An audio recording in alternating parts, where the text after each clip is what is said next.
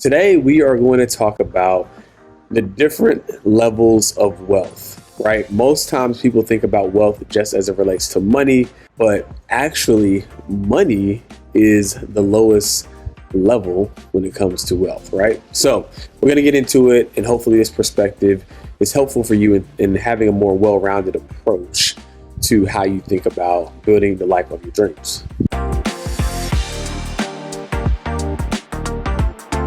What's up, guys? Welcome back to another episode of Financial Freedom Fastlane. And remember, the quicker you get to your dream life, the longer you get to live it. And I'm your host, George Achampong. So today, we are actually in the Dominican Republic. One of my good friends invited me to speak to her mastermind group. And of course, I do not have an episode in the queue. So I had to get one ready for you guys to make sure that we can still keep this consistency train going. But here's the good news. The good news is I'm in a beautiful location. The vibes are amazing, and I couldn't ask for a better backdrop to record this episode for you guys. I got my water here. Everything is everything. All right, so wealth level number one is money, right? I just said it's the lowest level, and so it'll make sense by the end of this episode why I say that, but money is the lowest level of wealth. It's the first one. Like if you don't check this one off, you can't check any of the other ones off. So it's not like we're saying money's bad. It's just understanding where it ranks in the grand scheme of things, right? So money, wealth, right? And when you have the money, right, that is the domino that kicks it all off. You have the financial ability to do what you want to do and have the capital to buy what you want to buy, right? That's wealth level number one, unlocked. Now, what you do with that money is extremely important because that's going to determine if you can ascend to the next level of wealth. That next level of wealth is time wealth, right? When you have the time to do what you want to do with who you want to do it with, when you want to do it. Because you can have a lot of money, but if you don't have any time because maybe you're burning the candle at both ends, or in order to have the type of money that you have, you're not able to really do what you want to do, right? Riches is measured in money, but wealth is measured in time, right?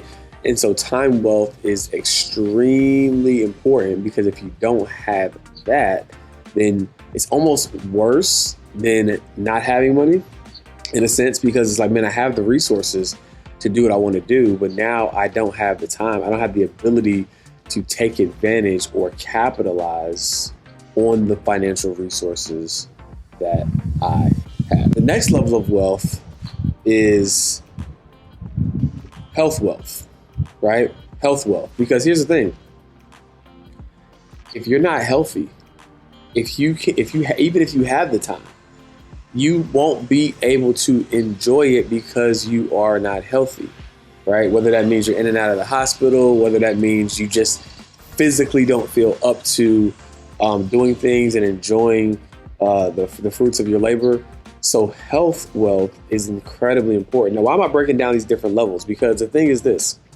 The thing is, oftentimes we can chase one thing and not really understand what the true objective is, right?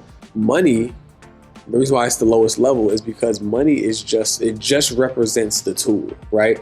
Money just represents the lever that you get to pull in order to achieve the true wealth that you want to have, right? Because when you have the money, right, then that will allow you to pay for the best food, right? Make sure that you can take care of it. Not saying that you have to have riches or a lot of money to do these things, but it does make it a lot easier, right? If you have the financial means to buy high quality food, if you have the financial means to live in a desirable place, right? Like those are the things that are going to be like the base level, right?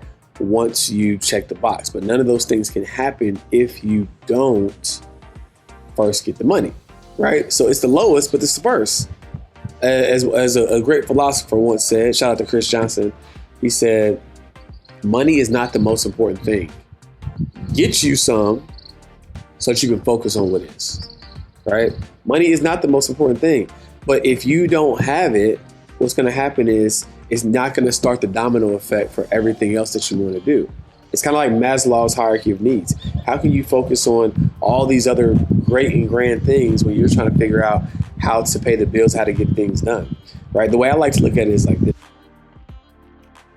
You have urgent tasks and you have important tasks, right? Oftentimes, by just not having money, a lot of the things that seem urgent, right, or seem important are really just urgent things that can be automated or outsourced or delegated to someone else, right? But because you don't have the money, you have to actually put mental bandwidth in it, which takes away from your time wealth, right? Let me give you an example.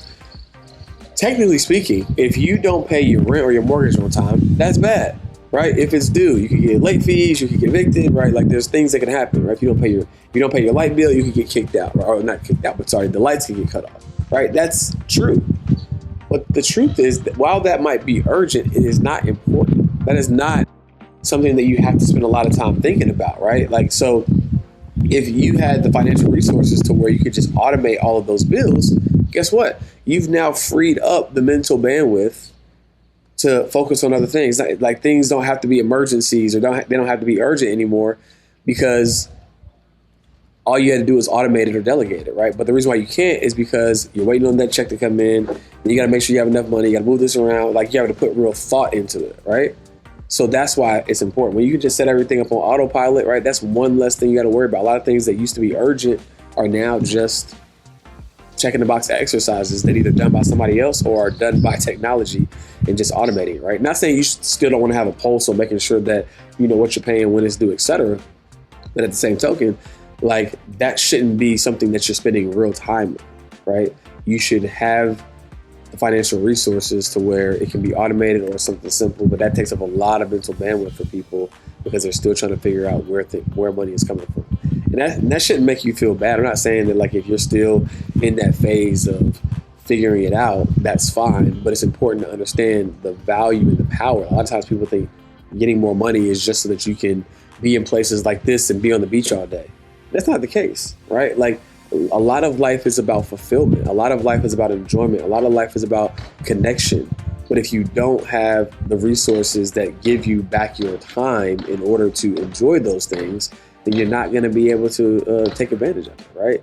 So knock down that first domino, right? Figure out what your freedom number is, right? And maybe I'll do a whole nother episode on how to find your freedom number and how to get there. I think you guys probably know my general philosophy, but I could spend some time breaking down what that looks like, right? So that is the different levels of wealth.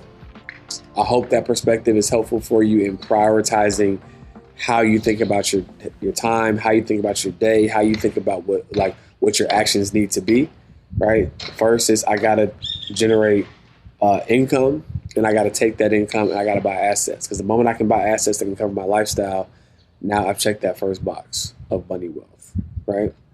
Which is gonna give me the ability to buy back my time. And then from there, what do I want to do at that time, right? Well, who do I want to be? Where do I want to go? What do I want to see, right? What do I want to do with that time? And then last but not least, health, right? Which is the most important, because if you're not healthy, you won't have the energy to be able to go and make the money to give you the time, right? So health is most important, right? Time freedom or time wealth is second most important. And then, of course, you gotta get the money. Thanks so much, guys, for tuning in. As always, freedom is for sale if you're willing to pay the price.